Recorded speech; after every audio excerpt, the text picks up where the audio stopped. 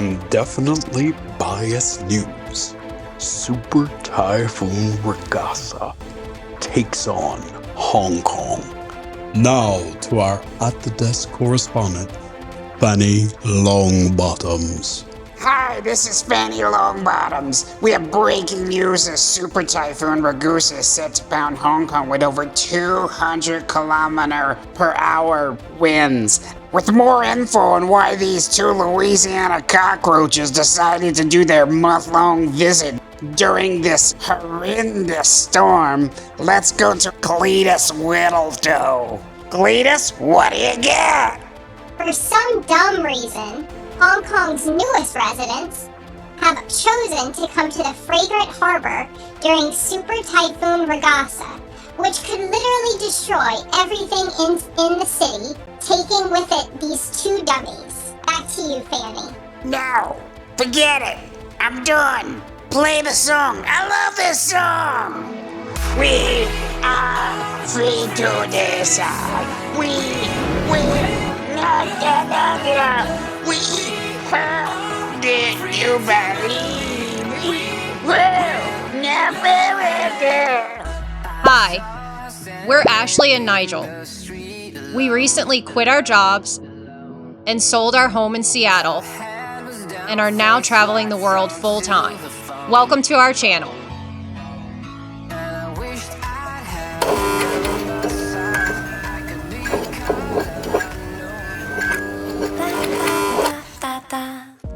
Hello everybody, welcome back. I'm Nigel. And I'm Ashley. And we're our roaming empire, and this is our typhoon video.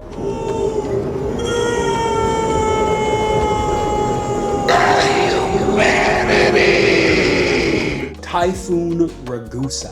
Ragasa. You always want to give it a U. I'm trying to make it Italian. Ragasa. We figured out right as we landed that it was going to be a little bit bigger of a storm than we thought when we were in Arizona. I don't know if we would actually put off the trip either. We love a little energy, a little shake up. Once it started to become one of the strongest storms Earth has seen in a couple of years, we did talk about possibly getting out. We got to decide by tomorrow if we're gonna stay here for the super typhoon or maybe try and go to Japan for a couple of days and wait it out. We'll see. James. Oh. You'll be a Coke. Turd. We talked about flying to Osaka, Japan. Taking a train to Beijing or to Shanghai, get a little bit out of the way, a little bit further north. But we did talk to a bunch of people that we knew. We talked to the owner of the Airbnb we stayed at, who was awesome. He broke down everything, told us he'd been through many storms. He was really connective through it, sent us information on the warning system. T1, which is like a really big storm, a T3, which is a dangerous storm, things are gonna start closing, T8, everything shut down, T10, do not go outside. Highest level. Yeah, being both from Louisiana, we've been through hurricanes before. When a hurricane hits Louisiana, no matter how hard it is, we're expecting 2 to 5 days, at least no electricity. Yeah. We just got back from our store run and we got everything for us to hunker down through the super typhoon. So we're gonna show you. All right, coffee, necessary. These guys. We do have some water. We have more in the fridge as well. So we have 4 more in the fridge. So that should be enough to hold us over for about 2 to 3 days. We have Japanese style minestrone. Obviously. 4-can. Peanut butter. Beef jerky. Dried fruit, Lay's potato chips, Pringles potato chips, some Asian potato chips that we've had before, that's pizza flavored, that rule. These are so good. We got some noodles. Hopefully if we have electricity and gas, we can still cook it. If not, we could eat it dry. Yep. And the most important thing, the beers. The beers. There is buildings all around us that are just our size, if not bigger. And behind us where the storms actually come through is the mountains. It's got to pass through the mountains first, so. The morning of, there was a pizza place that was still open before it got to a T8. Nigel walked downstairs, got a pizza, and he's like, oh, I'm just gonna get a large pepperoni pizza. So I went to a store and I asked for a large pizza. I didn't even think about it, and this is what they gave us. Look at the size. I'm standing next to it for size reference. Look at this box. It was practical joke size. Look at that. Look at that. Just look at at that. Look at the size of this thing. We were a little bit lucky. Right before the storm hit us, it hit the northern part of the Philippines and turned just a slight bit south. Originally, it looked like literal eye was gonna roll right over Hong Kong. But we did get the upper band, which was a rough band for wind. We have been through collectively probably 20 hurricanes in our lives. Never even on a second floor building. No. We were poor Louisiana folk in trailers and in one level houses. So this was different. We asked the Airbnb owner, what should we expect? He said light shaking, nothing big. It was a bit. Like, it was never anything that we felt unsafe in the building, but we were swaying. It's architectured in a way that it's built for that. It's a very windy area. It's built to withstand massive typhoons like this, but it didn't feel good. Yeah, you see this light fixture up here? Yeah, that guy started swaying at points. To also prep this place, as you can see, has a lot of windows. It's beautiful. The view is absolutely amazing, but that's a frightening thing whenever a storm is passing. Taped up all the windows to make sure that if they did shatter, we wouldn't get hurt. Also, it helps out with the vibration of the window. We knew we were gonna hit T1. That happened very early on. Not long after that, we were in a T3. Before the night hit, we were in a T8 and we started to feel the storm. The storm hit, it was very strong. The winds were gusting at 80 plus miles an hour. By the time we woke up, it was T10 easily.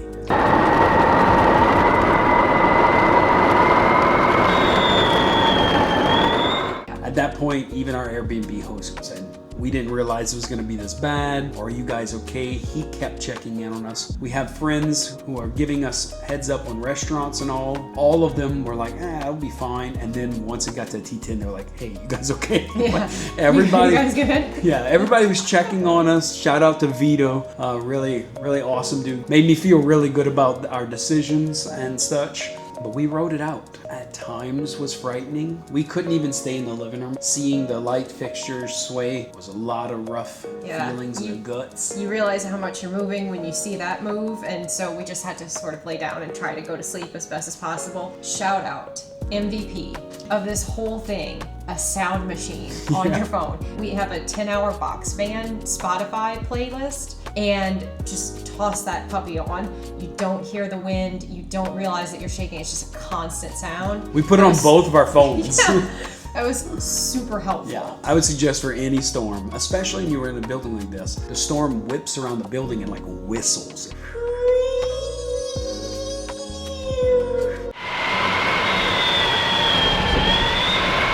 It was too much for us. So we ended up spending nearly half the 24, 25 hours in the bed. But we never lost electricity or water or anything. Once. Not even a flicker. Impressed.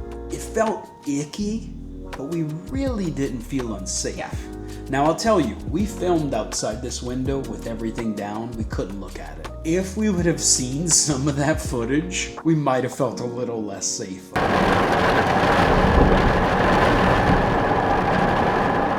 We looked at it at one point, we're like, oh, they moved the crane for the wind. And then later we looked at it and was like, oh, they must have moved the crane. They moved it again. Nope. They just unlocked it and let it swing in the wind, which we know now, engineering-wise, is probably smart. But in our feeble little Louisiana brains and our soft, mushy Seattle existence would not have handled that well. I would have freaked out. We had no idea that it was actually moving until we looked back at the footage. We have to give a shout out to the people of Hong Kong and their infrastructure. I really do believe that in most cities we've lived, if a storm of this magnitude would have hit it, it would have crippled their system. And the next morning, we were able to get out and get food. The city had some downed trees, but I don't think the entire city lost power. I got out and walked around the whole city at like 1 o'clock the next day. It looked like a regular city. They just got their stuff together. even like the downed trees and shrubbery were all like huddled off in little piles that were like roped off. So the cleanup effort was also like that. It was scary walking into this process. Honestly, I got emotional at times. Like we come out here, I made promises to a lot of her family to take care of her, and we flew into a storm that could have been really bad if we'd have been in most places. But a lot of people gave us feelings that we were gonna be safe. Our Airbnb host, I can't give him enough credit for telling us that we were gonna be safe in his house. It wasn't the easiest time that we've ever had. I think we're stronger now because of it. I'm really happy I got to spend that awful time with you.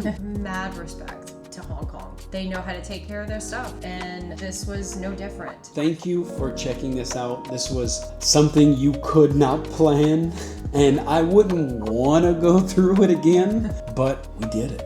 Yeah. We made it through this. We made it through. And now we can really enjoy the city the way we wanted to. I'm Nigel. And I'm Ashley. And we're our roaming empire. And please, even through a super typhoon, keep chasing that itch. Stay tuned, you guys.